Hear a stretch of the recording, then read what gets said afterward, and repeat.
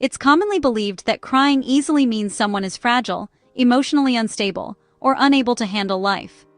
That assumption has shaped how many people judge themselves and others.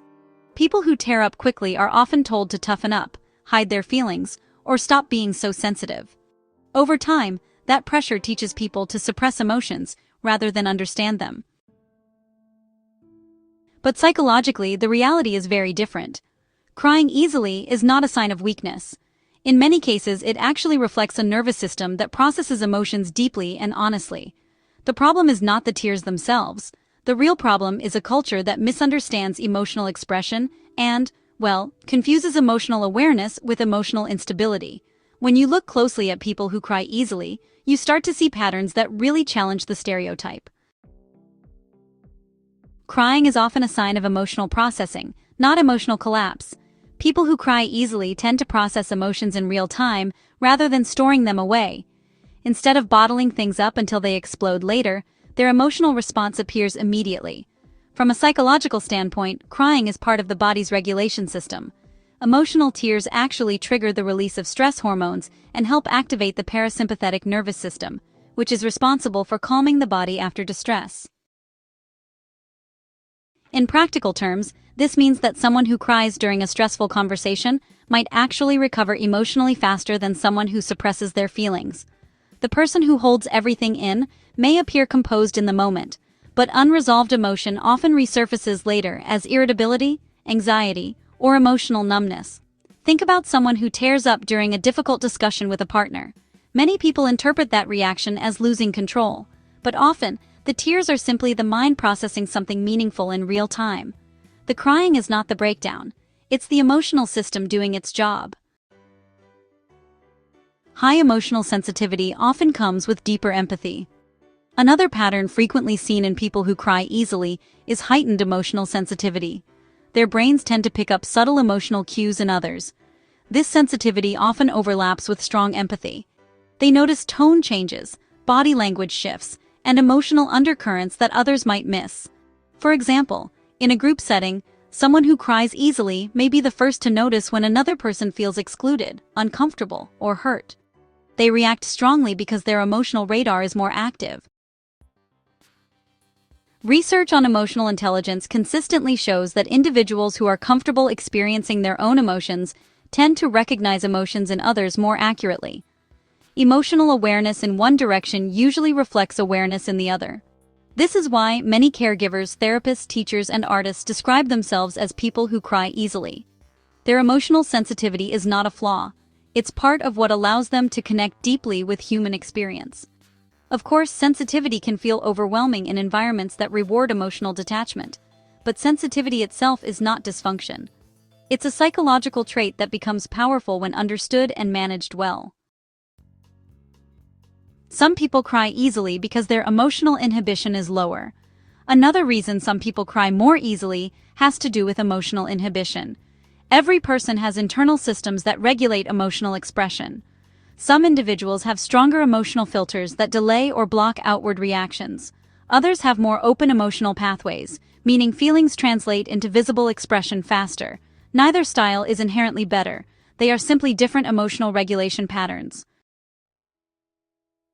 Someone with lower emotional inhibition might tear up during a heartfelt speech, a touching movie scene, or a meaningful conversation. Their emotional experience quickly moves from internal feeling to external expression. People with higher emotional inhibition may feel the same emotion but keep it contained. The difference is not the intensity of the feeling, it's the speed and visibility of the expression. This explains why two people can experience the same emotional moment while only one of them cries. One person's emotional system releases the feeling outward. The other processes it internally. Judging emotional strength based on visible tears ignores how differently human nervous systems are wired. Life experiences can make emotional responses more accessible. Crying easily is also influenced by personal history. People who have experienced significant emotional events often develop quicker access to their emotional responses. Loss, deep love, personal struggles, or meaningful life transitions can make emotional memories easier to activate. For instance, someone who has gone through grief may tear up more quickly when hearing about another person's loss. Their emotional system recognizes the experience instantly. This doesn't mean they are stuck in the past. In many cases, it means their emotional memory is integrated into how they understand the world. Emotional experiences shape how the brain interprets new situations. When something resonates with a past feeling, the response can appear quickly and powerfully. This is part of how humans build empathy and meaning from life. The real issue is not crying, but emotional shame. The biggest psychological problem surrounding crying is not the tears themselves. It is the shame people are taught to attach to them. From childhood, many people hear phrases like, "Stop crying," "Be strong," or "Don't be so emotional." These messages teach people that emotional expression is something to hide. Over time, this creates emotional suppression. Instead of learning how to regulate feelings, people learn how to deny them. Psychologists consistently find that suppressed emotions tend to reappear in other forms. Chronic stress, irritability, anxiety, and emotional burnout often come from feelings that were never properly processed. Ironically, the same society that criticizes emotional expression often struggles with widespread emotional disconnection. People who cry easily sometimes escape this trap. Because their emotions surface naturally, they are less likely to bury feelings that need attention. The tears become a release valve instead of a pressure buildup. One of the most misunderstood ideas in psychology is emotional strength. Many people believe strength means never crying, never reacting, and always staying composed. But psychological resilience actually comes from emotional regulation, not emotional suppression. Regulation means understanding your emotions, allowing them to exist, and guiding how you respond to them. Someone who cries during a meaningful moment but still communicates clearly, makes decisions, and maintains relationships is demonstrating emotional regulation. In contrast, someone who never shows emotion but eventually explodes in anger or shuts down emotionally may actually be struggling with regulation. The presence of tears tells you very little about someone's emotional stability. What matters is how they integrate emotion into their thinking and behavior. In therapy, one of the healthiest signs of progress is when people finally allow themselves to feel emotions they previously avoided. Tears often appear during those moments, not as a sign of weakness but as evidence that emotional processing is happening. Learning when and where to express emotion matters. Of course, crying easily does not mean every situation is the right place for emotional expression. Psychological maturity involves learning context. For example, someone may need to manage emotional responses in high-pressure professional environments or during critical decision-making moments. But the goal is not to eliminate emotion. The goal is to develop awareness of how to work with it. People who cry easily often become very skilled at this once they understand their emotional patterns. They learn how to pause, breathe, and communicate what they are feeling rather than apologizing for it.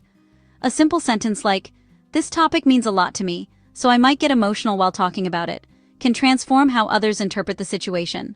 Instead of confusion or judgment, it creates understanding. And in many cases, emotional honesty actually strengthens trust in relationships.